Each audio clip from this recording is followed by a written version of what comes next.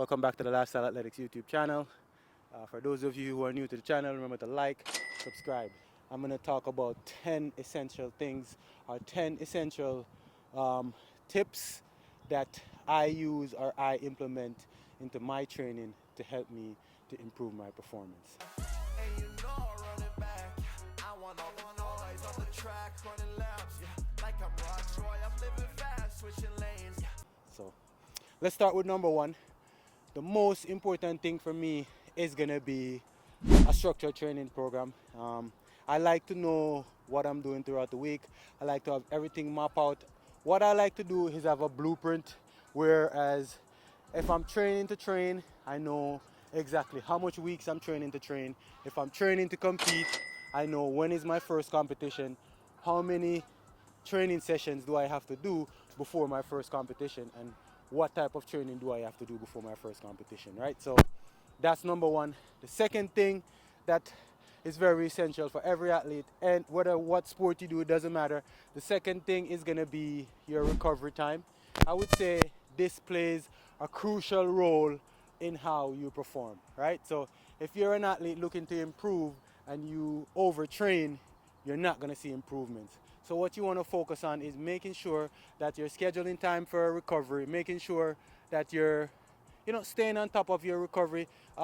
Recovery can mean different things from depending on who you are as an athlete. Like for myself, recovery would mean I go 4 days a week. Maybe day 5, I taper off a little bit, and then day 6, I do a little bit of active recovery where I'm focusing on stretches, a little bit of yoga. I like yoga. I like Pilates. Those are things that I implement into my training, and that's what I consider recovery.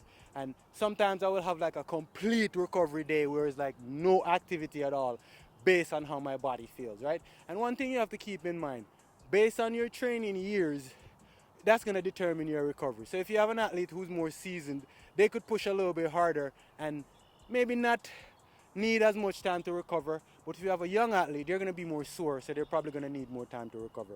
That is essential tip number 2. Number 3 here is one of my favorites. We're going to talk about training intensity. How intense is your training on a weekly basis?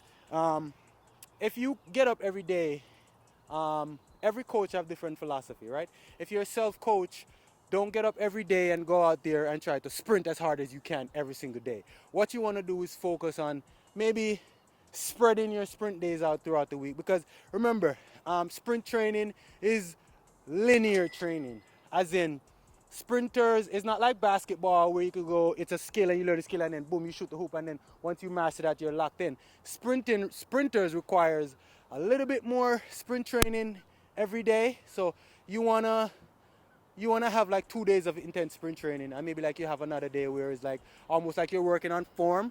You're not going as fast, but you're still sprinting. And again, this depends on the athlete as well. So if you have a more seasoned athlete, then you could push them a little bit harder. Like for us in our training, we sprint up to 4 days a week, right? Sometimes 5 days a week, and it's on a daily basis based on how my athletes is feeling. So I will have like workout 1, workout 2, workout 3, and based on how my athlete is feeling and based on how I'm feeling, then we decide what we want to do. And at any point, I listen to my athletes. So at any point, if they're feeling anything, or if I get 2 reps and I don't like what I'm seeing, I'm like, shut it down, put the flats on, and give me this, give me that, right? So that's the next thing you want to focus on. Number 4 here is going to be huge. This is going to be your nutrition. What type of food are you fueling your body with? What are you eating, right? And a lot of people think all you need to do is go to the track and just run a workout, and then boom, you're ready to go compete. Guys, food is fuel for your body, right? You want to make sure you're taking in some form of carb, some form of protein. I like single ingredients foods. I do not myself. I encourage my athletes to eat single ingredient food. I don't like eating a lot of processed food, so I try to get my athletes to eat more single ingredient food. So stay away from the heavy fatty food, the sugary stuff. Stay away from that stuff, right? Anything that's gonna cause inflammation in the body, you don't wanna be ingesting those type of things, right? So that's gonna be the next thing. Right, number 5, let's talk about it, guys. Injury prevention, right? And when I say injury prevention, I mean, what are you doing to prevent injury? If you're a sprinter, are you warming up properly? Are you cooling down properly? Right? How are you when you do a hard sprint workout and you have to come back to the track the next day? Are you making sure that you staying on top of your flexibility, right? That's gonna be the next thing. Doing everything in your power to prevent injuries, right? And what you do to prevent injury as a sprinter is making sure you're warming up properly, cooling down properly, focusing on your flexibility, and just, those simple things, and make it a routine. All right, now we're at number 6. Number 6 here is a huge one for me. It's gonna be your mindset, right? What type of story are you telling yourself? Are you an athlete who's hard on yourself? Are you enjoying the process? Or what type of story are you telling yourself, right? Because you're always telling yourself a story, guys, right? Like for me, the story I try to tell myself is, I'm an older athlete. I don't use that against myself.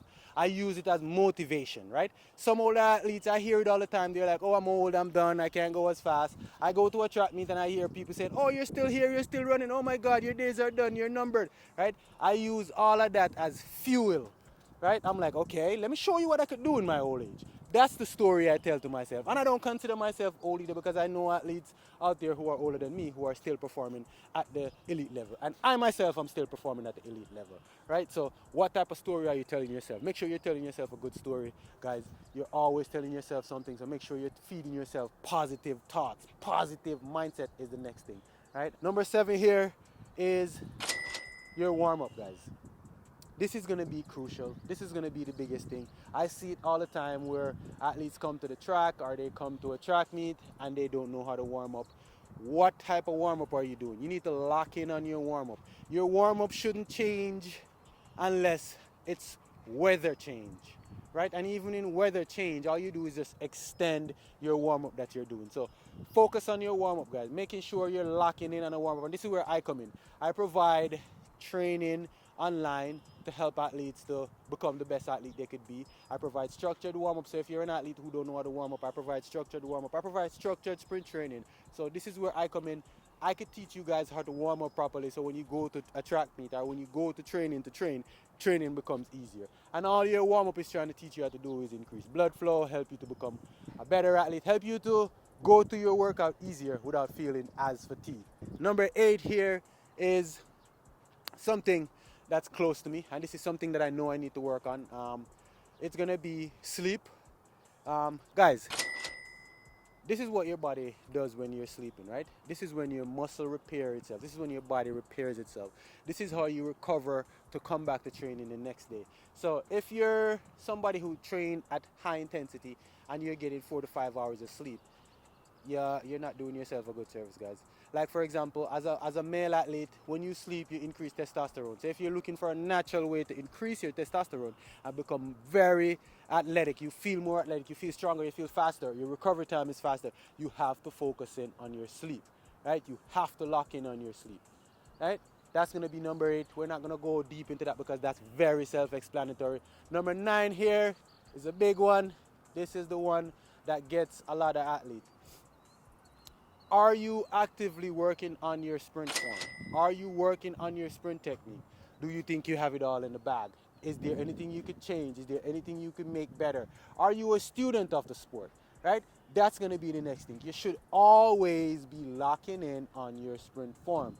Always be trying to improve your sprint form. That's how I've improved all my times as I get up in age, right? I focus in on my sprint form. I don't leave anything to chance. I make sure that I'm hitting all my angles and I'm doing all the correct things with my body to push it to the limit. And that's going to be number 9. The last one here is going to be, seek guidance. If you're a young athlete or somebody who's just getting back into the sport, seek guidance. This is where I come in. I can help you guys, right? So we are out here every day pushing the limits, trying to become the best athletes we could be. If you're new to the Lifestyle Athletics YouTube channel, remember to like, subscribe, share this video with somebody who you think will find this information valuable. And until the next one, Roxy Kato here, and I'm out. And also, if you guys have any topics you want me to talk about, leave a comment under this video. I will see the comments, and guys, I read every comment. I comment under all of my videos. So leave a comment on a video that you want me to do, and I will come to you guys in the future with that video. Until the next one, we are out.